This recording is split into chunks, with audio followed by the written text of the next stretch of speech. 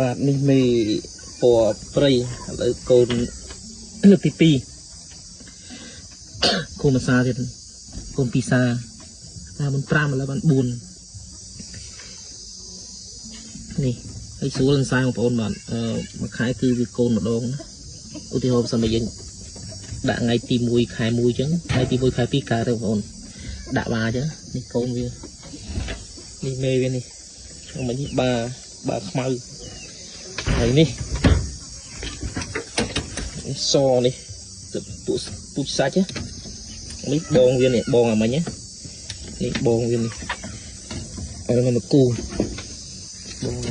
នេះមេវានេះឲ្យបាវាកូនវានេះកាត់ដាក់នេះអានេះ3គីឡូជាងបាធំពុជសាច់នេះកូនអាហ្នឹងនេះបងវានេះឥឡូវវាបានប្អូនវានេះស្បុកទៀតហើយទុំកើតនេះអីនេះអូ